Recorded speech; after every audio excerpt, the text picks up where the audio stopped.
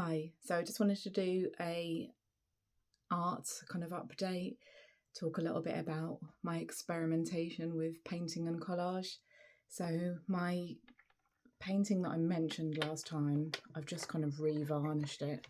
This is just PVA, so this is a kind of bodged one still. My new ones, for subsequent ones, are going to be sealed properly with some proper acrylic medium, but so you can see it's just drying, so it's not, maybe next time I remember. Okay, I belong here with you is what it's called. So today I kind of realised, because I started working on I did some more work on my next painting, the one after this, and that's called Hecate's Crossroads. And I realised that they're kind of in a set of three. Like the first one, the Tracy Emin had like a kind of cross on it because it had a wand tied on with red thread, and that was I suppose the beginning of like feeling like an emerging sort of, I don't know, new creative feeling coming out, I guess. And then the one that I'm working on now has become, really, it's become kind of a deep sort of peacock kind of blue green and suggestion of a wand, and in the middle it's got a medication foil that kind of looks like the light at the end of the tunnel, or or kind of a window, or just a bit, it's just a bit of silver. And a couple of weeks ago, when I was having a difficult time at work, I was in a meeting and I doodled this thing, which was I called at Hecate's Crossroads, which had like a swirly line and another swirly line, a key in the middle, and a border of kind of flowers and things.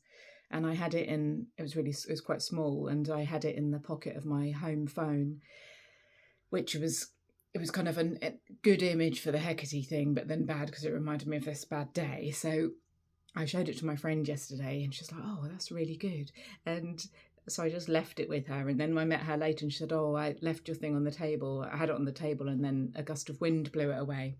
And I thought, oh, well, that's kind of good, really, because that takes care of that. Because probably wasn't a great thing to hold on to. But the painting that I'm working on at the moment that ended up being the dark blue sea green only really, just evolved into that today. So I thought I was going to make a yellow light painting. I started off with a secondhand canvas, as always. This time I painted it over with gesso, and then I started painting yellow mixed with gesso, so it gave it a really good consistency. But when you mix it if you mix the paint with the gesso, obviously I've learned this because I don't know anything, I'm just learning as I go, that dilutes the colour, so it wasn't as strong. But the texture was lovely, and I also added up loads of ripped up bits of paper. I had some kind of deep writing I'd done, and I ripped it all up and put that on. And then I did another coat, and then I ran out of yellow, so I had to make it a bit more green. It was a light green, didn't like it, started going darker, and ended up with this. And first of all, it was just colour, and I thought, well, yeah, it makes you realise as well, it's a lot harder than you think, Well, I never thought it was easy, but people say, oh yeah, 6-year-old could do that. So I know, really, really hard. Really hard to evoke a feeling. And also it wasn't enough. Obviously it's not good enough to just leave it as it is. Because I'm not good enough yet to evoke enough feeling, I didn't think, or it just didn't feel like me. So I remembered about my paper pulp, which is left over from a really good bowl I made this week. I'm really pleased with, made it in the garden in the sun, and got pomegranate seeds in, and so I had some of that left over, so I added pomegranate seeds, and then it's got a whole thing of like Persephone going to the underworld, and yeah, it was and a suggestion of, my worst kind of nightmare is to be having a dream and then everything go black and be plunged into the wreck of the Titanic. So see, managed to say that out loud. Never usually can say that. Absolutely terrifying. And I know that's a metaphor for shadow work and unconscious and all of that. But my friend said she suggested something, and then it gave me the idea of, if that ever does happen, reach for a wand. And I think that's why I had a wand. in my first painting, and why I had a sort of abstracted wand in this one, and the suggestion of a wand in the next one. And then I put on these twigs from my paper pulp, because I always, the leftover paper pulp I keep for a couple of days in case I see any holes to add on, fill in the gaps, or any bits that I think aren't very thick and need strengthening. And then I put it in the freezer, and I add it to the next lot. So they're all, like my friend said yesterday, they're all kind of connected to the mother. So they carry on like that. And I put some, yesterday when I was making my bowl, I put my mush out, I put the bowl out, put the masher out, put everything ready. And then I thought, I'll take some mint from the garden. So, and this is just like a pot of mint at the back door. So I put some mint in, and then I looked down, and then a little tiny white feather had landed. So I put that in it as well. So it felt like a blessing, and felt like I was kind of on the right path. And then today I added the twigs of the mint into this painting as well. And yeah, once I added a bit of paper pulp and a bit of that sort of thing to the suggestion of a very abstracted Crossroads, very, very like sort of this and kind of wavy. And yeah, felt much more like kind of my thing. And I was like, oh yeah, that's my thing. I saw this thing on Instagram where it said, one guy was saying, he just makes art, sells it. He doesn't want to do some great painting that's going to take ages and it's going to be perfect. And he said that's what people expect, but that's not what he wants. And he said if he overworks things, it tends to lose its kind of magic and power. He'd rather have things that are almost unfinished, just route them out and then sell them cheap, so that he has space to make, and space and money, because paints are expensive, I'm finding out, and space and money to then make the next one. And also this other nice thing about this guy that leaves his art on a park bench and someone picked it up and carried it off like a baby. And I thought that was nice. And my things are mainly being made for an art raffle. Bring a piece of art, make a piece of art. But I am going to try with my next ones, with more professional material and make them, because there's a couple of competitions coming up. So I was, at the beginning, I've just been using whatever I've got and just doing what I know from, which isn't that much from school, and just learning bits and just doing it in my own way. But I'm gradually trying to get a bit more kind of professional technique wise, or materials wise, maybe. And yeah, and this other guy said that the kind of thing about it is giving yourself that space for your ideas to come out. And I thought, yeah, it's the same with, as I said before, probably I'm primarily a writer, that space for ideas to come and that space to experiment. I didn't know what that painting was going to turn out like. I didn't know it was going to be that, and it is. And so it's like, oh, and then I realised that those three paintings are kind of almost similar, like this Hekate phase. And it's like, yeah, okay, maybe that's obviously what I'm doing at the moment, but I didn't know before I started. And when I did the bowl yesterday, that literally is like ripping up paper that I've done, mashing it over a few days, soaking it, and then picking it up, almost like making a veggie burger out of sauce mix. Any vegans out there? And then all the water comes out, and then slapping onto this beach ball, and then patting it, starting at the top and joining it. And yeah, there's a complete knack of how much water and how, yeah, and because the ball had already had one on it as a bit of a sort of key or a bit of a rougher surface, it didn't slip so much. Plus, I think I was better at doing it this time. So yeah, and it was just, this is just paper, my hands. And because I was doing something in my body, I kind of noticed I was starting to get a bit stiff now. So, okay, it's time to finish. I'll go a bit further, but it's time to finish. So I stopped when I stopped. I stopped when I needed to stop. And that's when the piece stopped, if you like, as well. Whereas I think with writing, you get so in your head, you can just carry on writing and not listening to your body. But because you're actually in your body using it more, obviously you're using your body because you're using your eyes and your hands to type, but it's very easy to ignore the whole musculoskeletal system. Whereas I think when you're standing or sitting outside, and it just felt like, I just kept thinking, I felt like this is so pure and direct, just to make something like that with my hands. Such a pleasure, really. I don't want to lose my ability to plunge to the depths with writing and stuff, but I'm certainly enjoying this almost like a breather. So yeah, it's interesting. Anyway, I've written some artist notes for the painting that I showed you, and hopefully I'll remember next time to show you when it's all dry, as well as the Hecate's Crossroads that I worked on today when that's finished. So the reason why I'm doing this and sharing it is to kind of share that I think it's okay just to have a go, just to learn as you go, to share even if you don't really know what you're doing, you're just learning as you go. But it's it's following that kind of creative impulse, and it's therapeutic. And yeah, I am trying to learn some things as I go as well. I'm not really doing it for any particular reason. I mean, every couple of months there's an art raffle, which I can put something in. So that gives me something to aim for. There's also a couple of gallery competitions, which are local things that I'm probably really unlikely to be accepted for them, but it's a kind of a goal, so it does make me feel I've got something to do it for, because I can't just have my whole house filled with like paintings and bowls, and I feel like I want to let it go. It's like when I made some little pocket concertina cardboard books and put collection of essays in them, made them by hand. They were made to give away, they were made to be out. So yeah, even the ones that came back to me, I kind of gave out again, or I certainly will. I've got one left that's due to be given to somebody. So yeah, it's being made to give out. Anyway, so artist notes for I Belong Here With You. Make a new canvas, smaller this time, for the next broken spoke. That's the art raffle.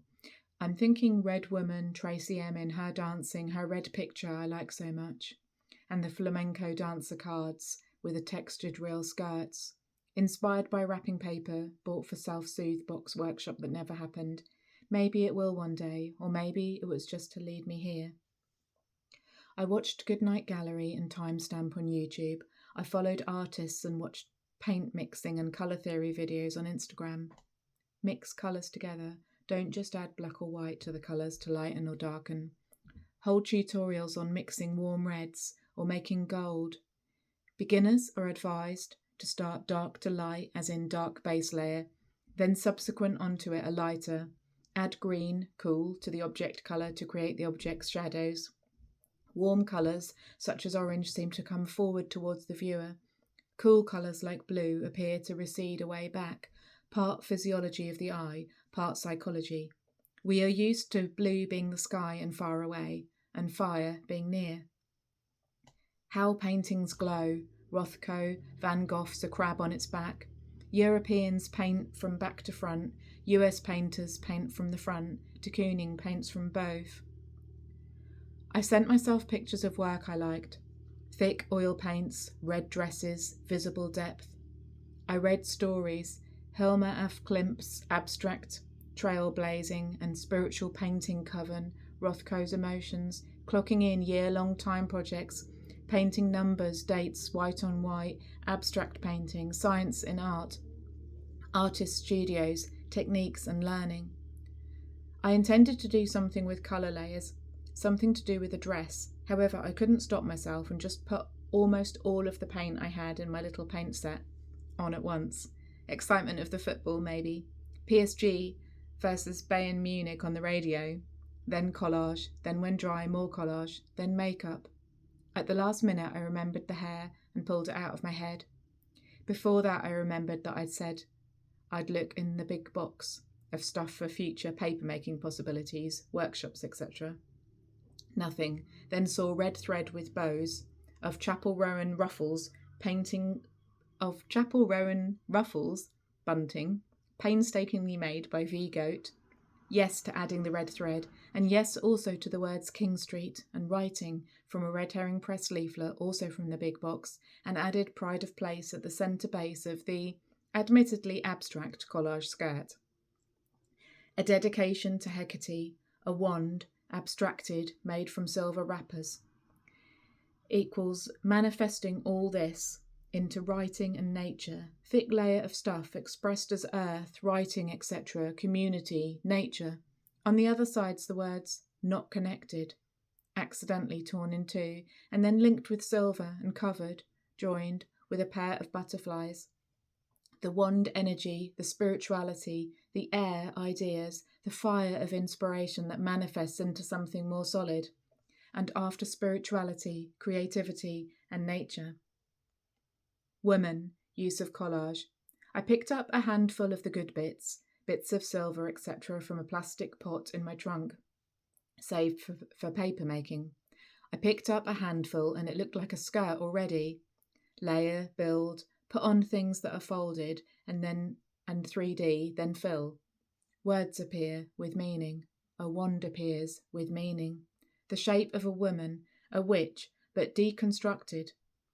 I like a big skirt and a tiny waist. I've been brainwashed. But can I do a big skirt without a waist? We have a wand floating in space and gold letters or letter parts from a quality Christmas card. It started with that day. I didn't know what I was doing. Now I do. Not necessarily technique-wise, but intention-wise, feeling-wise. Alchemy, magic, synchronicity, accidents that aren't really.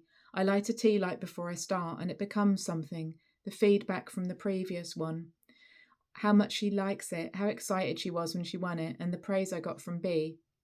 That the feeling comes through even though I don't have formal technique. I was very pleased about that.